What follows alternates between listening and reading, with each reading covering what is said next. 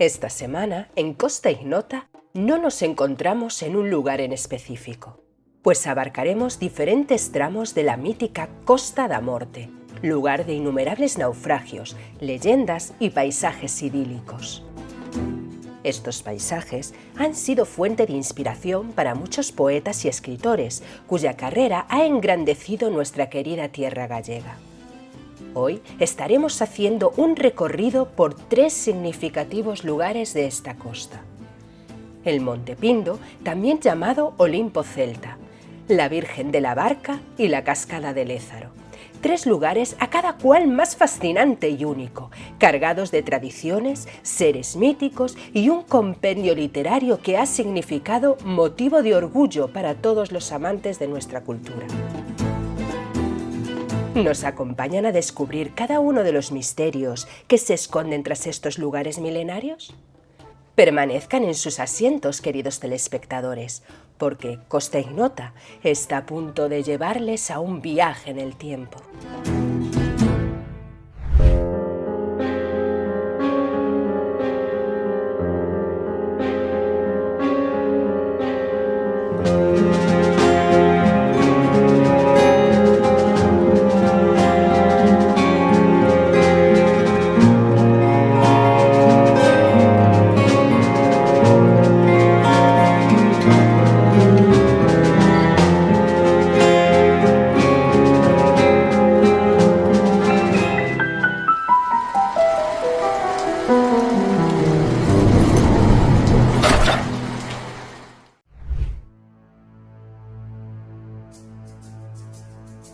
A Costa da Morte tiene muchas leyendas, historias y tradiciones a sus espaldas. Como por ejemplo, en las noches de tempestad, los campesinos se dice que aprovechaban el momento que venían barcos a lo lejos y salían con sus bueyes a caminar a orillas de las rocas que pegaban contra el mar. Pero esos bueyes les ponían unas antorchas en los cuernos y de este modo hacían ver a los barcos que venían hacia tierra, que eran barcos amigos. Ellos se acercaban confiados. ¿Y qué los estaba esperando? Las rocas. Ahí chocaban contra ellas y los barcos se hacían añicos. Los campesinos aprovechaban, mataban a todos los náufragos y se hacían con todo lo que tuviesen los barcos. Eso dice la tradición, eso dice la leyenda. También se comenta que realmente no eran todos los campesinos, sino que eran unos, digamos, unos piratas de tierra. Pero queda ahí la cuestión de si era así o no era así. Pero como esas, hay cientos de leyendas que se cuentan todavía a día de hoy. Las iremos conociendo.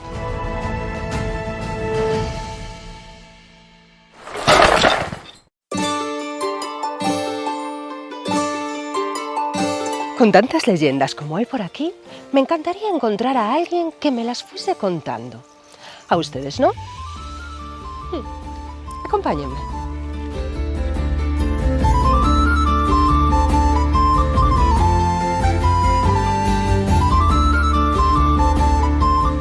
Este bosque es mágico, ¿verdad, Begoña? Sí, tiene magia, tiene fantasía. Yo creo que incluso algo más que fantasía. Creo que incluso debe tener muchísimas leyendas. Sí que hay muchas leyendas. Este lugar, y como Galicia entera, está lleno de leyendas. Yo creo que a nuestros telespectadores les encantaría escucharlas. ¿Te animas? Vale, ¿nos vamos? Venga.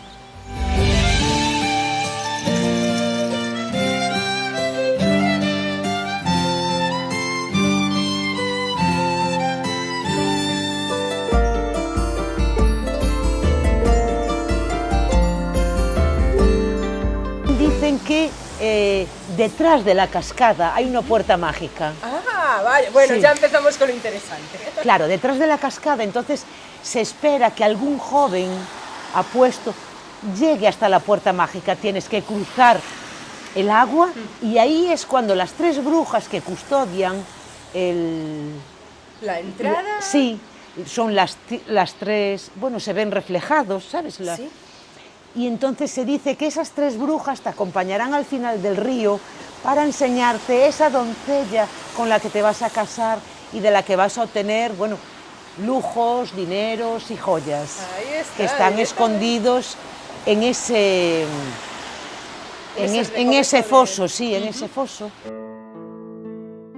A continuación, Costa Ignota tiene el placer de presentarles a uno de los colosos más solemnes y fastuosos de la costa galaica, protagonista de cientos de mitos e historias que acompañan a la conocida como Costa da Morte, en español, Costa de la Muerte, a lo largo del devenir de su historia. El Monte Pindo es un prominente macizo de granito que se alza majestuoso hasta alcanzar una altitud de 627 metros, situado en las cercanías al mar. Desde su cumbre se despliega ante nuestros ojos la espléndida belleza de 2 de los numerosos fascinantes parajes que adornan la geografía gallega: la extensa playa de Carnota, la más grande de toda la costa galaica, y el Cabo Fisterra, coronado por su faro. Este imponente monte se erige en el límite de los municipios de Dumbría, Carnota y Mazaricos. El coloso de piedra no solo otorga a sus visitantes la posibilidad de contemplar este espectáculo natural, sino que en una de sus laderas alberga un paisaje que ha adquirido gran renombre en los últimos años en la región: la Fervenza do Ézaro, una cascada donde el río Xallas se precipita desde una altura de 40 metros directamente hacia el Océano Atlántico, constituyendo la única de su clase en el continente europeo. La singular geomorfología del Monte Pindo, con sus características formaciones de granito, ha servido de fuente de inspiración para un sinfín de historias y leyendas, muchas de ellas relacionadas con deidades, esculturas, monstruos y gigantes míticos, incluyendo relatos sobre el propio río Xallas, anfitrión de la cascada de Ézaro. Este enigmático monte alberga además vestigios arqueológicos como petroglifos, utensilios de bronce y restos de lo que se cree que fue una antigua ermita. En el siglo X, como medida de protección frente a los ataques de piratas medievales, incluyendo los infames vikingos, se ordenó la construcción del castillo de San Xurxo en los límites del monte. Varias familias nobles de Galicia residieron en él hasta que el castillo sufrió su trágica destrucción en el año 1467 durante la revuelta irmandiña, un acontecimiento que ya ha sido mencionado en ediciones anteriores de Costa Ignota. En los alrededores se presume la existencia de otros 2 castillos, aunque lamentablemente no se han conservado vestigios materiales significativos de los mismos, a excepción de una inscripción en latín en una piedra aislada. El Monte Pindo, en sus albores, fue un volcán que quedó atrapado a una profundidad de 20 kilómetros cuando hace unos 350 millones de años los continentes Laurasia y Gondwana se fusionaron para dar origen a Pangea. Con el paso del tiempo, la erosión desgastó la capa exterior del volcán, dejando únicamente su base de granito, que conforma la piedra angular no solo de Monte Pindo, sino de la absoluta totalidad de Galicia, emergiendo casi en su configuración actual hace 200 millones de años. Un dato adicional de este hogar de gigantes radica en un estudio conjunto promovido por eminencias tanto norteamericanas como gallegas, que establece una estrecha conexión entre la cultura y la mitología irlandesa y gallega a través del lenguaje. Según los hallazgos de dicho proyecto, todo parece indicar que el origen del término geográfico Monte Pindo podría estar vinculado a las lenguas gaélicas de Irlanda y Escocia. Los investigadores sostienen que el nombre del Monte Pindo podría derivarse de la descripción física de un monte oscuro, correspondiendo casi literalmente con la traducción de dichas palabras en cualquiera de los 2 dialectos gaélicos, Bin o Vein, para describir una elevación, y Tuf, adjetivo que se emplea en ambas lenguas para connotar algo oscuro, sin importar la variante específica. No es sorprendente, por tanto, que este colosal monumento de piedra haya inspirado la imaginación popular, ganando así el sobrenombre de Olimpo Celta.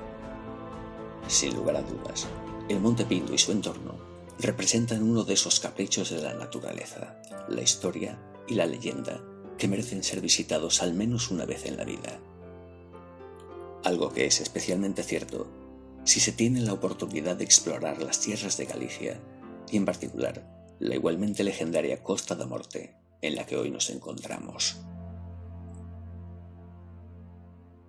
La piedra siempre forma parte de los gallegos, primero por esa importancia que le dieron ya los celtas, y es verdad que la piedra en Galicia es muy importante, sí. Pero para cantidad hay un monumento, hay una piedra, hay una lápida, hay una piedra.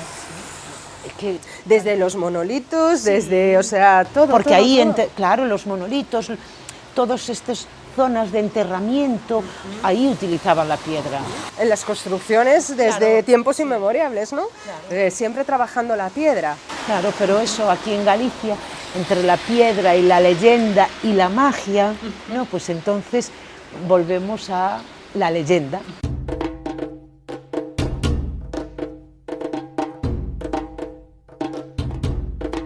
Coméntanos un poco sobre el Monte Pindo. ¿Conoces alguna leyenda sobre el lugar?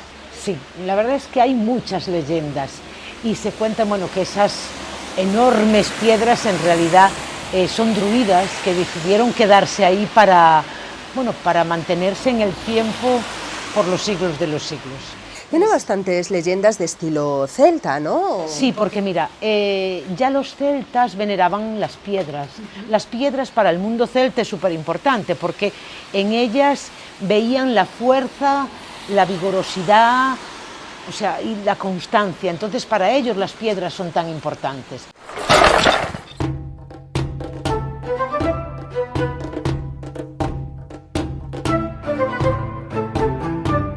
Tenemos leyendas pues muy interesantes, ¿no?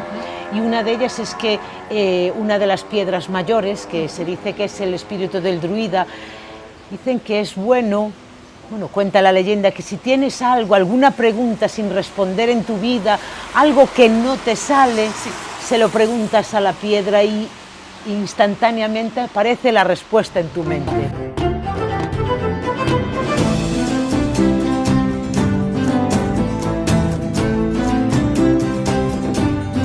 Tenemos a la reina Lupa también. ¿Qué nos puedes contar sobre la reina Lupa? Pues la reina Lupa tenía... dicen que... Bueno, ella vivía en el castillo de San Jorge. ¿Dónde queda? En el Monte Pindo. Y entonces se dice que fue enterrada con 7 millones de oro en los pies y otros 7 en la cabeza. Tenía dinero de sobra. Yo creo que sí. Y entonces ahí está el misterio de... ¿De dónde está su tumba? Claro, que se dice que está en el Monte Pindo. Sí, pero es que hay muchas historias, porque después, si nos remontamos a la cascada de Lézaro, que además es al final del Monte Pindo, ¿no? La cascada de Lézaro en realidad es un salto de agua de unos 70 metros, que es el final del río Xallas. Y ahí es tanta la presión que ejerce el agua sobre el suelo que se excavó un pozo, parece ser como de 16 metros, y ahí también se dice que podría estar el tesoro de la reina Lupa. Que quizá está ella enterrada debajo de esas aguas. Sí, es que bueno, la leyenda la sitúa pues a los bordes de las grandes masas graníticas. ¿Quién es la reina Lupa? ¿Se sabe algo sobre ella? La verdad es que se sabe muy poco y en realidad se cree que es una leyenda. Posiblemente fuera una diosa de antes del cristianismo y que quedó ahí, ¿sabes? Pero no deja de ser así.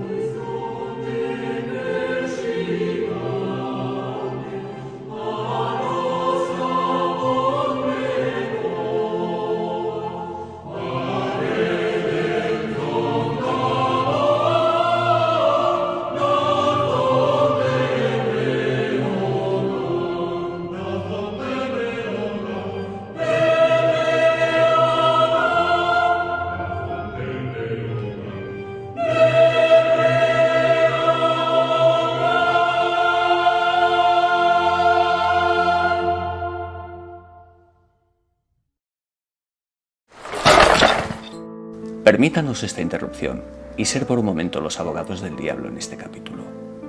Si bien Galicia está repleta de leyendas, algunas de ellas son obra de nuestros más ilustres escritores románticos. Y no hablamos de velas a la luz de la luna, sino de literatura.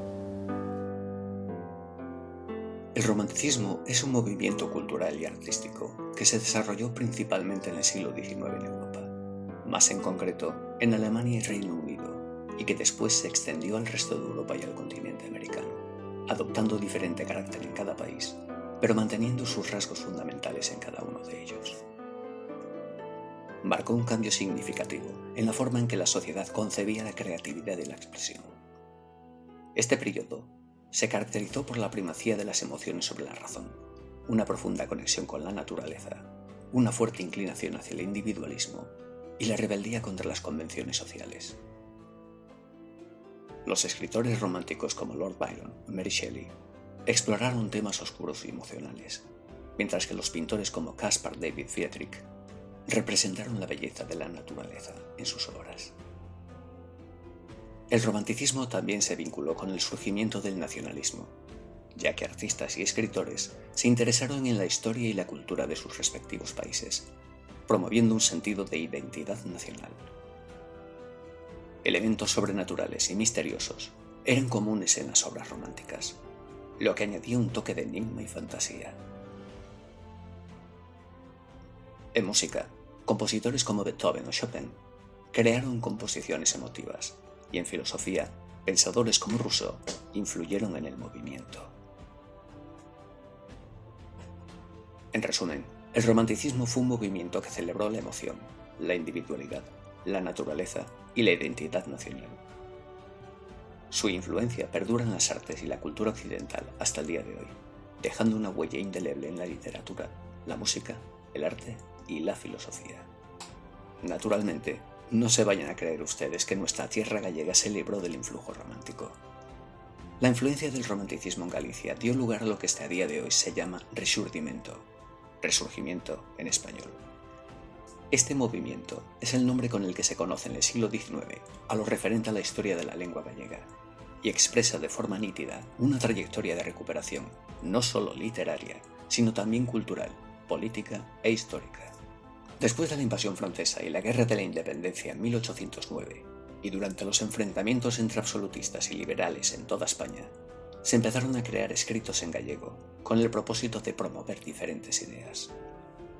Algunos llamaban a los campesinos a defender el país, mientras que otros abogaban por las ideas liberales. Para que ustedes los comprendan mejor, el absolutismo defendía un régimen político en el que una autoridad domina todas las manifestaciones del poder del Estado y que puede ejercer este poder sin límites. Por otro lado, el liberalismo defendía la libertad individual, la igualdad ante la ley y la limitación de los poderes del citado Estado. A lo largo del siglo, después de la caída del absolutismo y el comienzo de una monarquía constitucional, surgieron varios movimientos galleguistas que se centraban en resaltar la singularidad y la identidad única de Galicia. El primero de estos movimientos, que surgió alrededor de la década de 1840, se llamó provincialismo y buscaba destacar la marginación social de Galicia, así como promover una mayor valorización de su arte, costumbres e historia. La segunda generación de galleguistas dio lugar al movimiento del regionalismo, que combinaba aspectos culturales y políticos, poniendo un énfasis especial en la lengua gallega. En el proceso de recuperación de la lengua y la literatura galaica, se llevaron a cabo los primeros Juegos Florales, o lo que es lo mismo, certamen de poesía y prosa, en la ciudad de La Coruña en 1861. Las composiciones premiadas, junto con ejemplos de poesía contemporánea, se recopilaron al año siguiente en el álbum da Caridade, que se convirtió en la primera antología del movimiento de recuperación gallega, conocido como el Rexurdimento gallego.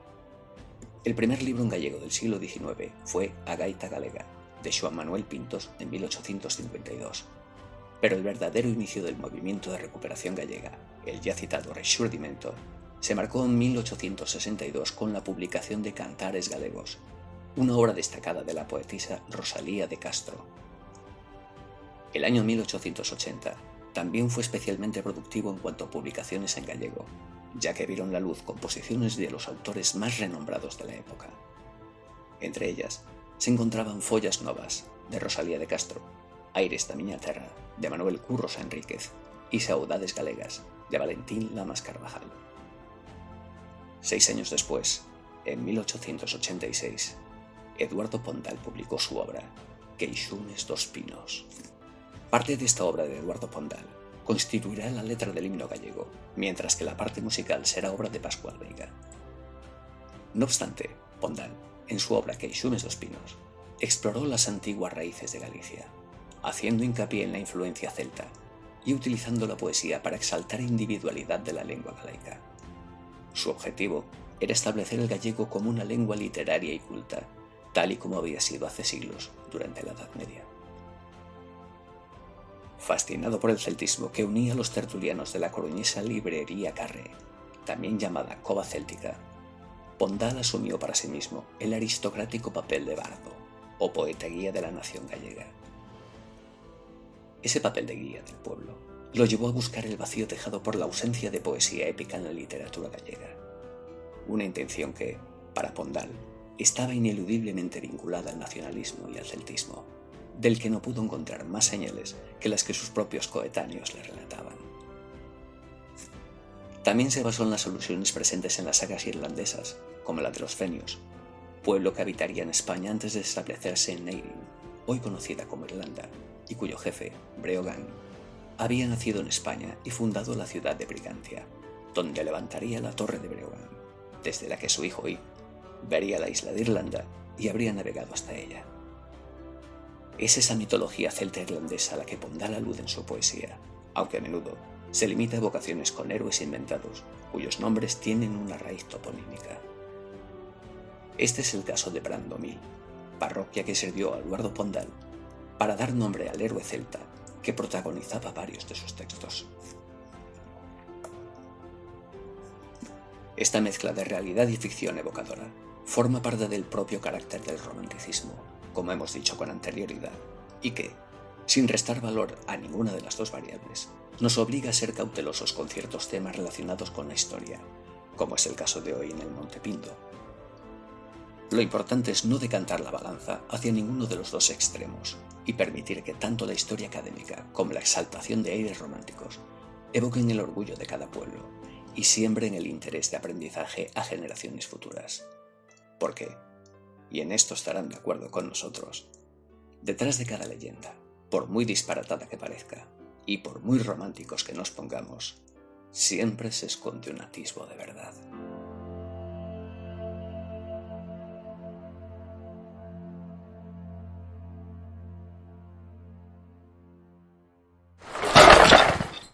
De la cascada de Lézaro pasamos ahora a Virxen da Barca, la Virgen de la Barca, un santuario del siglo XII, plena Edad Media, que guarda muchas tradiciones y muchas leyendas.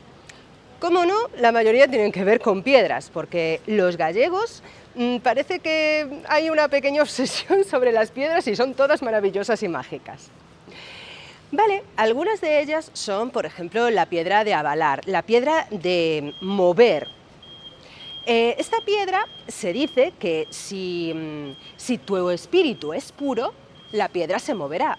Y si no se mueve, es que el diablo habita en ti. Otra de las piedras mágicas que hay aquí es a Pedra dos Cadrís, la piedra de los riñones. En esta piedra tienes que pasar por debajo 9 veces y de este modo se supone que se te curarán todos los males de riñón o de espalda. Hay muchas otras supersticiones y leyendas que vamos a ir descubriendo poco a poco, pero este santuario no solo se basa en eso, también hay mucha historia, la cual pronto iremos conociendo. El santuario de a Virxe da Barca, situado en Muxía, en plena Costa da Morte, es una iglesia parroquial de fervor católico que tiene una rica historia y significado en la región. Este edificio de culto fue erigido con el propósito de cristianizar un área que, en tiempos pasados, estaba impregnada de rituales paganos, realizados por los antiguos habitantes de la zona, y que incluso, según algunos historiadores contemporáneos, El culto a las piedras de este emplazamiento posee paralelismos en su ritualística tanto en Inglaterra, Irlanda como Escocia. La primera ermita se construyó en el siglo XII y adquiere un valor especial, ya que marcaba el final del recorrido de los peregrinos que, después de visitar la tumba del apóstol Santiago, se dirigían a estas tierras del Finisterrae, del fin de la tierra, para rendir homenaje a la Virgen y contemplar las singulares piedras donde, según la doctrina católica, el apóstol Santiago recibió ánimo en su misión de cristianizar estas tierras del noroeste de la península ibérica. La construcción actual, tal y como la conocemos, se remonta al año 1544 y a partir del siglo XVII, debido a los supuestos milagros atribuidos a la Virgen, se fueron agregando edificaciones de mayor envergadura. Entre 1716 y 1719 se levantó el edificio actual con el mecenazgo de los entonces duques de Maceda, cuyos restos descansan en el interior del templo. Ya en el siglo XIX se añadieron dos estructuras al edificio, la casa rectoral en 1828 y un campanario en 1834, que aún se mantienen en pie. Durante el siglo XX, un emigrante gallego en América financió la terminación de la fachada con dos torres que se pueden observar en la actualidad. No obstante, en un día de Navidad del 2013, durante la ciclogénesis explosiva Dirk, un rayo provocó un incendio que causó daños considerables en el techo y en el interior de la iglesia, aunque afortunadamente no hubo víctimas personales. Ya fuese una manifestación de la ira de los antiguos dioses en señal de venganza o una mera casualidad, la estructura resistió vientos huracanados y lluvias persistentes durante varios meses, hasta que, en junio de 2014, comenzaron los trabajos de limpieza y restauración bajo la responsabilidad del Arzobispado de Santiago de Compostela. En 2017, en lugar del retablo mayor, destruido por el incendio, se colocó una lámina de vinilo con una fotografía del mismo. En definitiva, este santuario es de visita obligada si ustedes acuden a la zona, ya sea por advocación mariana, reverencia a remotos cultos paganos o simplemente curiosidad. Este enclave ostenta un magnetismo que atrae y cautiva a quienes lo visitan, resultando imposible partir con indiferencia de un lugar tan repleto de bellas vistas al mar y misticismo arraigado durante miles de años.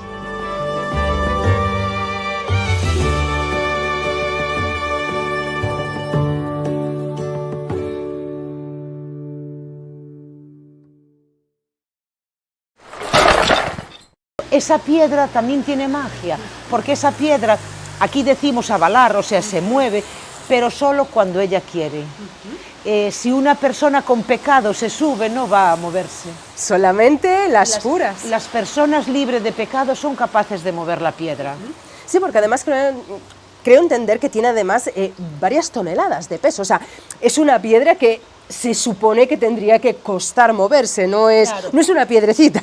Es más, mira, durante la guerra civil que hubo entre Castilla y Portugal, la piedra durante esos 7 años no se movió.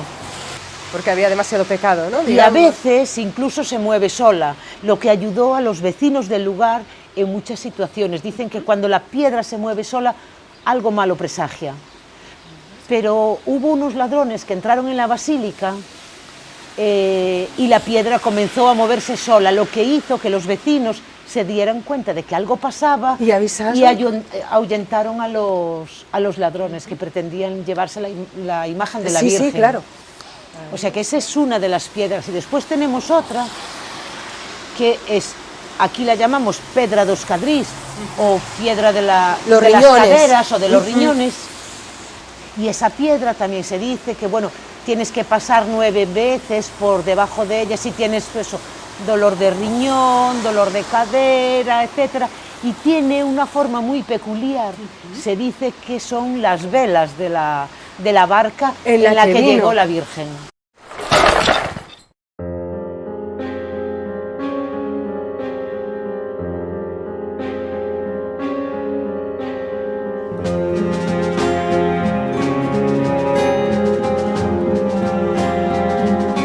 Y aquí, con la cascada de Ézaro al fondo, nos despedimos hasta el siguiente episodio. Sed buenos. Hasta la semana siguiente.